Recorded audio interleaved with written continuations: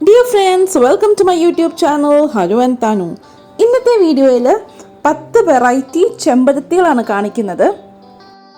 ചെമ്പരത്തിക്ക് ചേർക്കേണ്ട വളത്തെ പറ്റിയും അതിൻ്റെ വെള്ളത്തിൻ്റെ റിക്വയർമെൻറ്റ്സിനെ പറ്റിയും മറ്റ് ഘടകങ്ങളും ഒക്കെയാണ് ഇന്നത്തെ വീഡിയോയിൽ നമ്മൾ സംസാരിക്കാൻ പോകുന്നത്. ചെമ്പരത്തി നമുക്കറിയാം അധികം കെയർ ആവശ്യമില്ലാത്ത ഒരു ചെടിയാണ്. ഈ പറയുന്ന സിമ്പിൾ ആയിട്ടുള്ള ടിപ്സ് ഒന്ന് ഫോളോ ചെയ്യുവാണെങ്കിൽ നല്ല ഹെൽത്തി ആയിട്ടുള്ള പ്ലാന്റ് നമ്മുടെ വീട്ടിൽ തന്നെ നമുക്ക് വളർത്താനായിട്ട് സാധിക്കും. ആദ്യത്തേതും ഏറ്റവും പ്രധാനമുള്ളതുമായിട്ടുള്ള ഒരു കാര്യം എന്ന് പറയുന്നത് സൺലൈറ്റ് റിക്വയർമെൻറ്റ്സ് ആണ്. നല്ല വെയിലടിക്കുന്ന സ്ഥലത്ത് വേണം ചെമ്പരത്തി നടാനായിട്ട്.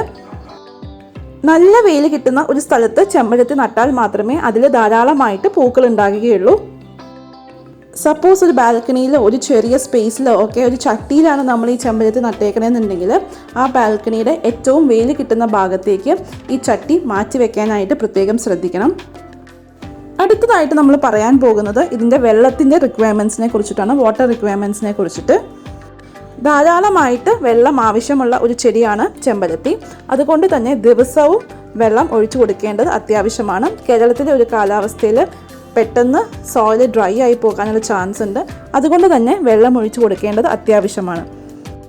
ഈ പറഞ്ഞത് മണ്ണിൽ നട്ടിരിക്കുന്ന ഒരു ചെമ്പരത്തി ചെടിയുടെ കാര്യമാണ്. സപ്പോസ് നമ്മളൊരു ചട്ടിയിലാണ് ചെമ്പരത്തി നട്ടേക്കണമെന്നുണ്ടെങ്കിൽ അതിൻ്റെ മണ്ണ് ഒന്ന് എടുത്ത് നോക്കിയാൽ മതി. ഡ്രൈ ആയെന്ന് തോന്നുന്നുണ്ടെങ്കിൽ മാത്രം വെള്ളം ഒഴിച്ചു കൊടുത്താൽ മതി. അങ്ങനെ ചട്ടിയിലുള്ള മണ്ണ് ഡ്രൈ ആകാതെ നമ്മൾ വെള്ളം ഒഴിച്ചു കൊടുക്കുമ്പോൾ വെള്ളം കെട്ടി നിന്നിട്ട് ചെമ്പരത്തിയുടെ വേര് ചീഞ്ഞു പോകാനുള്ള ചാൻസ് ഉണ്ട്. ചെമ്പരത്തിയുടെ ഇലകൾ മഞ്ഞച്ചു പോകാനുള്ള ഒരു റീസൺ എന്ന് പറയുന്നത് അമിതമായിട്ട് വെള്ളം ഒഴിച്ചു കൊടുക്കുന്നതാണ്. അപ്പോൾ ആ കാര്യം ഒന്ന് പ്രത്യേകം ശ്രദ്ധിക്കണം. അടുത്തതായിട്ട് പറയുന്നത് ചെമ്പരത്തിയുടെ ഫെർട്ടിലൈസിങ് പാർട്ടാണ്, വളങ്ങൾ ചേർത്ത് കൊടുക്കുന്നതിനെ പറ്റി. മാസത്തിൽ 2 പ്രാവശ്യം, അതായത് 15 ദിവസം കൂടുന്തോറും ചാണകം, അതുപോലെ തന്നെ വേപ്പിൻ പിണ്ണാക്കും കപ്പലിൻ്റെ പിണ്ണാക്കും കൂടിയുള്ള മിശ്രിതം ചേർത്ത് കൊടുക്കുന്നത് വളരെ നല്ലതാണ്. അതുപോലെ തന്നെ കിച്ചൺ വേസ്റ്റ്, ബനാന പീൽ, അതായത് പഴത്തിൻ്റെ തൊലി വെള്ളത്തിലിട്ട് 3 ദിവസത്തിന് ശേഷം ആ വെള്ളം ഒഴിച്ചു കൊടുക്കുന്നത് നല്ലതാണ്.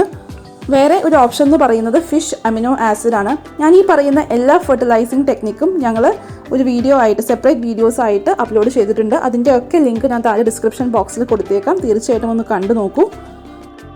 അതുപോലെ തന്നെ ചെമ്പരത്തിയുടെ ചുറ്റുമുള്ള മണ്ണ് ഒന്ന് ഇളക്കിയിട്ട് വേണം നമ്മൾ വളങ്ങൾ ചേർത്ത് കൊടുക്കാനായിട്ട്. അങ്ങനെ ചെയ്യുമ്പോൾ പെട്ടെന്ന് തന്നെ ആ വളങ്ങൾ ചെടി അബ്സോർബ് ചെയ്തിട്ട് നല്ല റിസൾട്ട് പെട്ടെന്ന് തന്നെ നമുക്ക് കാണാൻ സാധിക്കും. ചെമ്പരത്തിയിൽ നമ്മൾ സാധാരണയായിട്ട് കാണുന്ന ഒരു പ്രശ്നം എന്ന് പറയുന്നത് മീലി ബഗ്സിൻ്റെ അറ്റാക്കാണ്. അതായത് ഒരു വെള്ള നിറത്തിലുള്ള പ്രാണി നമ്മുടെ ചെമ്പരത്തിയുടെ തണ്ടുകളിൽ വന്നിട്ട് ചെമ്പരത്തി പെട്ടെന്ന് ചീഞ്ഞു പോകുന്നതായിട്ട് കാണാറുണ്ട്. ഈ മീലി ബഗ്സിൻ്റെ ശല്യം മാറ്റാനായിട്ട് നമുക്ക് ചെയ്യാൻ പറ്റുന്ന ഒരു പോംവഴി എന്ന് പറയുന്നത് ചെമ്പരത്തി നനയ്ക്കുന്ന സമയത്ത് അതിൻ്റെ ഇലകളിലും അതുപോലെ തന്നെ തണ്ടിലുമൊക്കെ വെള്ളം ഒന്ന് സ്പ്രേ ചെയ്ത് കൊടുക്കുക എന്നതാണ്. മീലി ബഗ്സ് കാണുന്ന ഭാഗത്ത് കൈകൊണ്ട് നല്ലവണ്ണം ഒന്ന് വാഷ് ചെയ്ത് കൊടുക്കുന്നതും നല്ലതായിരിക്കും. മറ്റൊരു പോംവഴി എന്ന് പറയുന്നത് 1 table spoon Neem oil 1 litre വെള്ളത്തിൽ ഒന്ന് ഡൈല്യൂട്ട് ചെയ്തതിന് ശേഷം അതിൻ്റെ ഒപ്പം ഏതെങ്കിലും ഒരു മൈൽഡ് ഷാമ്പുവോ സോപ്പോ ഒന്ന് മിക്സ് ചെയ്ത് കൊടുക്കുക. എന്നിട്ട് ഈ സൊല്യൂഷൻ നമുക്ക് ഈ ചെമ്പരത്തിയിൽ സ്പ്രേ ചെയ്ത് കൊടുക്കാവുന്നതാണ്. 1 മണിക്കൂറിന് ശേഷം നമ്മൾ തളിച്ചു കൊടുത്തേക്കുന്ന ഈ ഒരു മിശ്രിതം ചെടികളിൽ നിന്ന് വാഷ് ചെയ്ത് കളയാനായിട്ട് ശ്രദ്ധിക്കണം.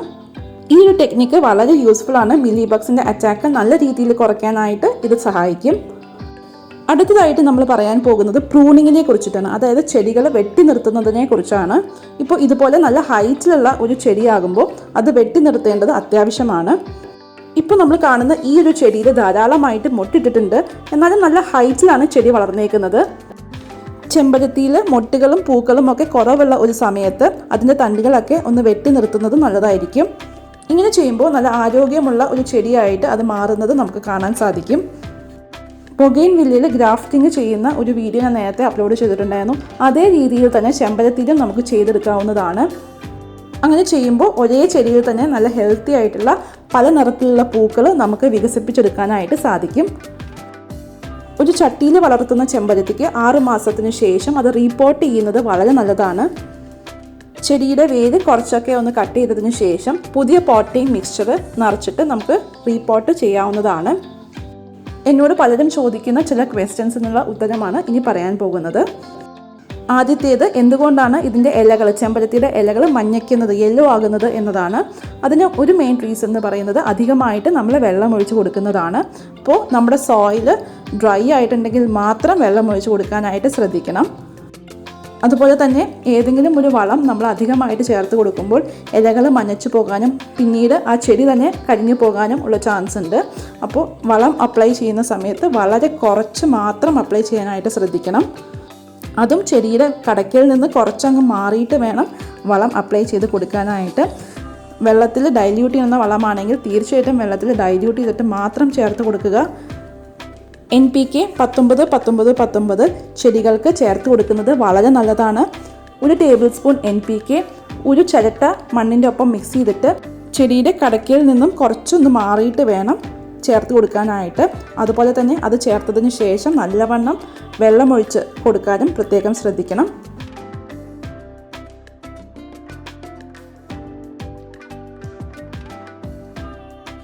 കമൻസിലൂടെയും മെയിൽസിലൂടെയും ഒക്കെ നമ്മളോട് ചോദിച്ചിരിക്കുന്ന പല ചോദ്യങ്ങൾക്കുമുള്ള ഉത്തരം ഈ ഒരു വീഡിയോയിലൂടെ നമ്മൾ പറയാൻ ശ്രമിച്ചിട്ടുണ്ട്. ഈ വീഡിയോ ഇഷ്ടമായെങ്കിൽ please like, share, subscribe to my channel. Keep watching. Hello and തനു. ബൈ.